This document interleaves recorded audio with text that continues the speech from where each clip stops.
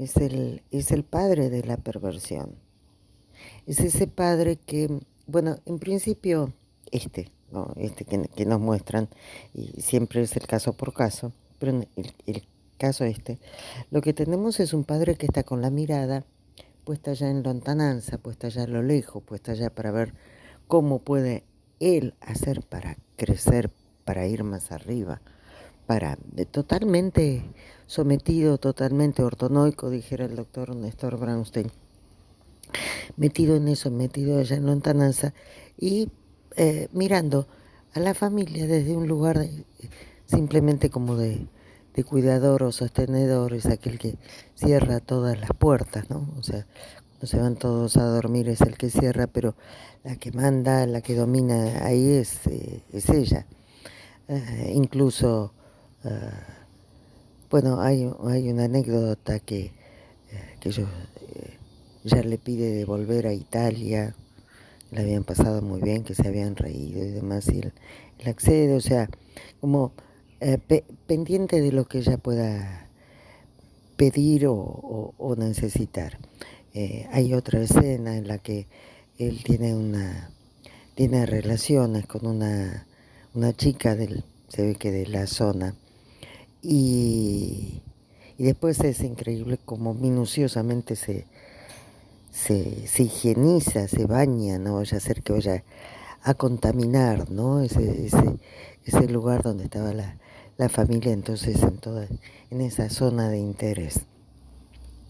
Y decía que es este padre que no está, el padre que hace a la estructura perversa, porque es ese padre que, si bien da el nombre, da la genealogía, permite que exista una primera diferencia, el hecho de que uno pertenece a la genealogía de los Pérez y no a la de los Gómez, por así decir, que haya una primera represión, una represión originaria,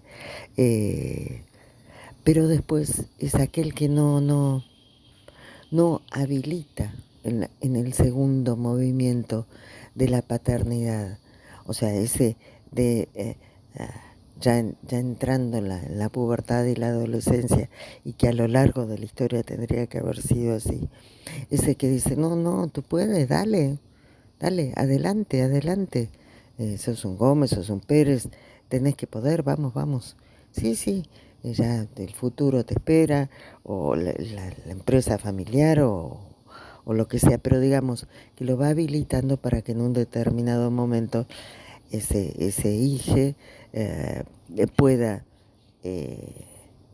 sí, hacerse cargo de sí mismo y empezar, subjetivarse totalmente. Es eso, es este padre el que no está. Entonces, decía que es el padre de la perversión, porque es justamente este hijo, niño, niña, que si nosotros podemos pensar muy burdamente, muy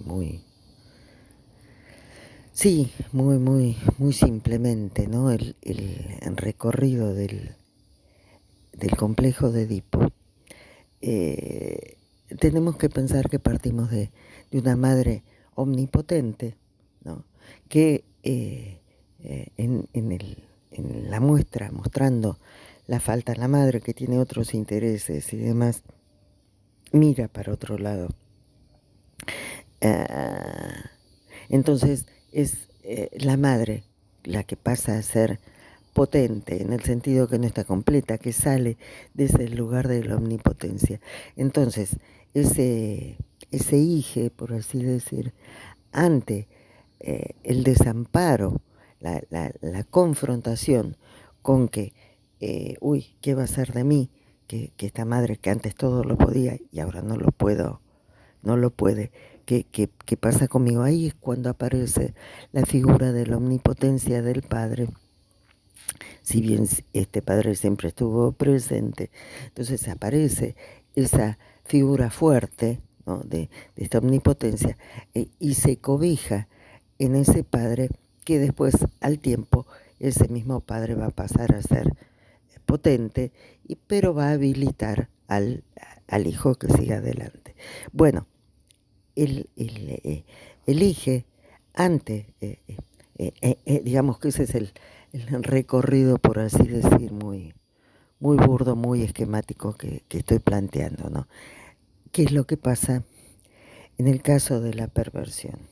Bueno, ese hijo viene bien, o sea, la madre, así, totalizante y demás, y de alguna forma empieza a aparecer el deseo de la madre, o sea que la madre se muestra como, no ya como omnipotente y todopoderosa, sino que empieza como a mostrarse en falta, o sea que la madre empieza a ponerse, a devenir potente, por así decir, y cuando este hijo va a buscar al Padre Omnipotente, aquel que lo va a resguardar, lo va sí, a proteger del deseo materno que ya apareció, ese deseo de este hijo es mío y me lo voy a devorar, por ponerlo en imágenes así muy, en metáforas muy, muy fuertes, digamos.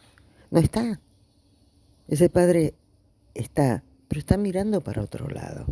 Ese padre no está, o sea, en lo que tiene que hacer no está presente. Entonces, ese hijo regresa a la madre, ¿sí?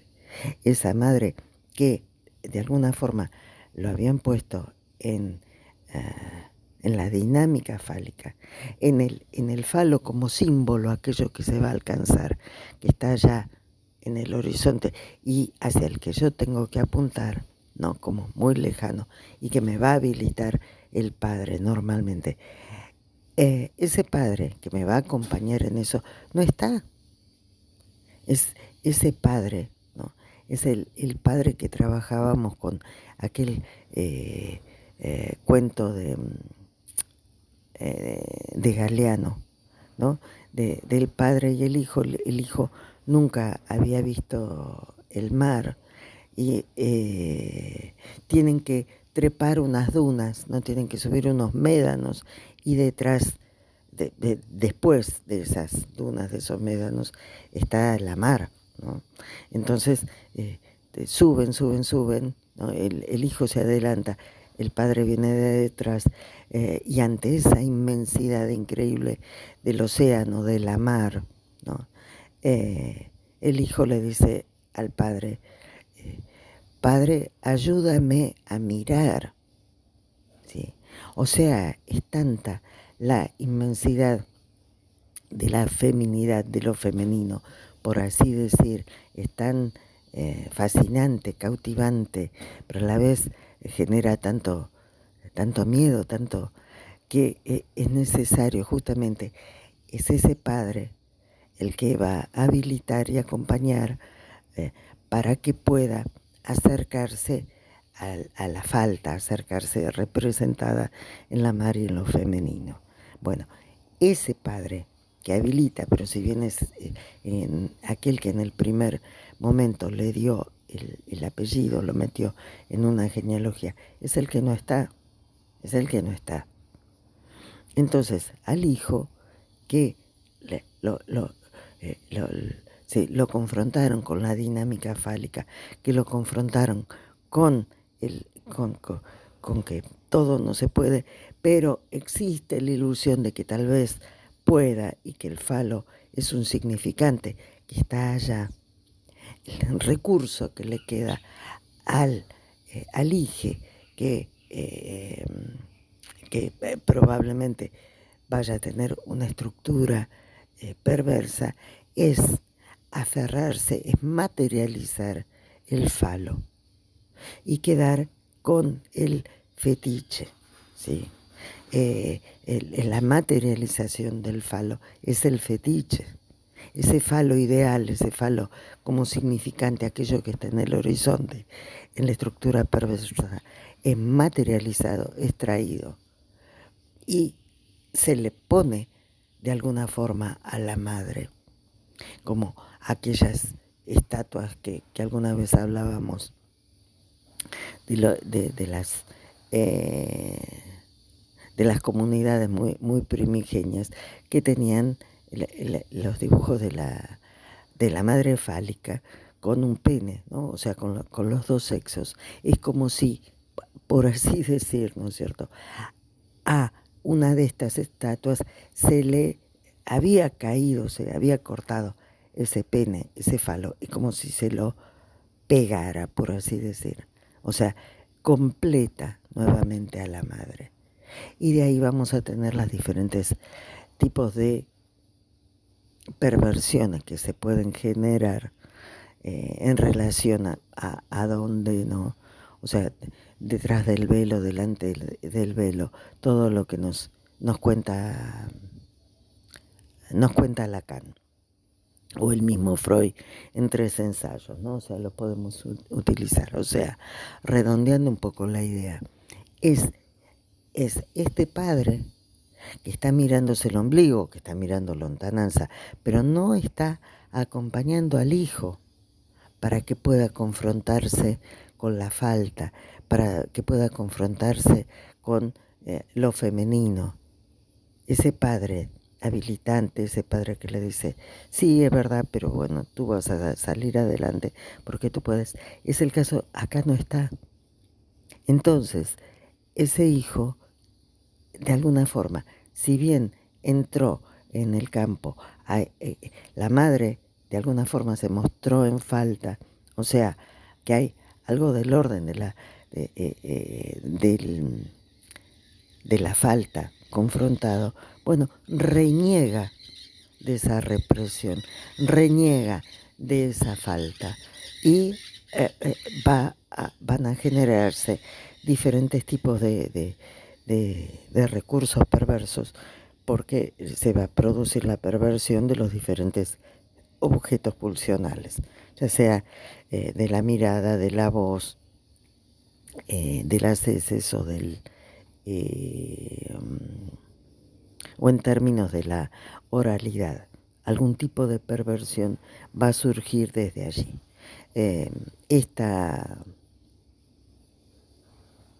Sí,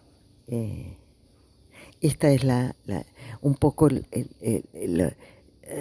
y fundamentalmente lo que va en torno al eje de todo esto es lo que dijo Octave Manoni. Es verdad, pero aún así. O sea, es verdad que la madre está castrada, es verdad que existe la castración. Todos ustedes, todos los demás, están todos castrados, menos yo. Porque yo tengo el falo, yo tengo esta materialización del falo que es el fetiche. Y yo soy la ley. No es que la ley de la falta rige para todo el mundo. No, esta ley regirá para todos ustedes porque yo soy la excepción. Yo soy aquel que puede manejar, tengo yo el falo y paso a tener la omnipotencia. Y fundamentalmente se da toda esta cuestión del goce del cuerpo, el manipular la vida y la muerte, manipular los cuerpos. Entonces, todo ese morbo, toda esa manipulación, todo ese que se daba, ¿no?, en todo lo que es el nazismo. Y hablábamos de que tiene que ver con toda una cuestión imaginaria, y en la perversión es la puesta en escena. O sea, todo esto tiene que ser puesto, ¿sí? O sea, se arman las escenas. Hay un escenario donde se despliega todas estas cuestiones imaginarias. Y esto es lo que se ve a lo largo de toda la vida, ¿no? O sea, la prueba está que ese jardín, ¿no?, ya yendo a la película, ese jardín, esa casa maravillosa donde los chicos eran criados, es justamente un escenario, una puesta en escena sobre todo lo horroroso y terrible que estaba alrededor, que era el campo de concentración de Auschwitz, ¿no?